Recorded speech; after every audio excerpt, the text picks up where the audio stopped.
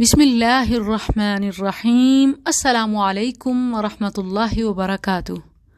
ناظرین و سامعین، اجتماعی طور پر ہمارے معاشرے کا ایک المناک پہلو یہ ہے کہ ہم نیکی کرتے ہوئے ایسا طریقہ اختیار کر جاتے ہیں جس میں کئی گناہ شامل ہو جاتے ہیں۔ کر نیکی رہے ہوتے ہیں مگر طریقہ غلط ہونے کی وجہ سے ہماری نیکی کی روح مر جاتی ہے۔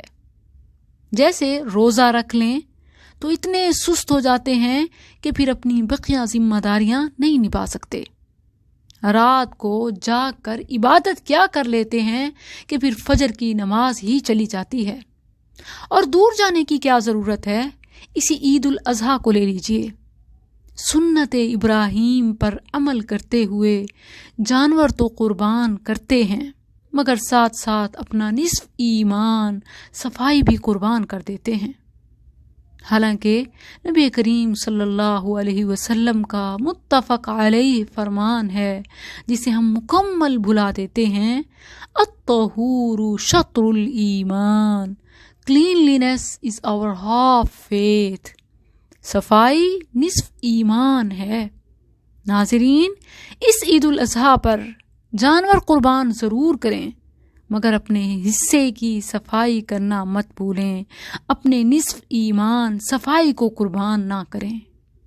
جانور قربان کریں، اپنا ایمان قربان نہ کریں۔ ہم سمجھتے ہیں کہ یہ صرف بلدیہ والوں اور ٹی ایم ایز کی ذمہ داری ہے۔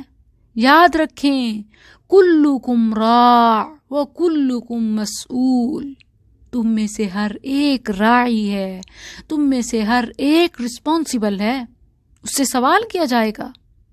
خاص طور پر جو قربانی کر رہا ہے اس پر اپنے جانور کی علائش اور گندگی ٹھکانے لگانا واجب ہے، فرض ہے۔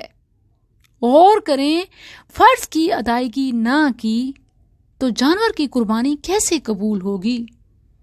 اور پھر اس دفعہ تو صفائی کا خاص خیال رکھنے کی ضرورت ہے، بلکہ پہلے سے بھی زیادہ، کیونکہ ماحولیاتی آلودگی سے وبائی امراض کے پھیلنے کا خدشہ ہوتا ہے۔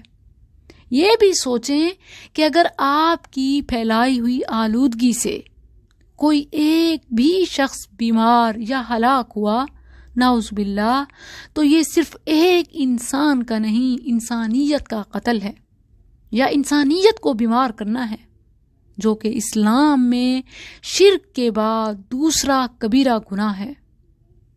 تو ناظرین، اس بات کو ہلکا مت لیں کہ سنت تو قبول ہو گئی، سنت کی ادائیگی تو کر دی، بس اب ہم سچے مسلمان بن گئے۔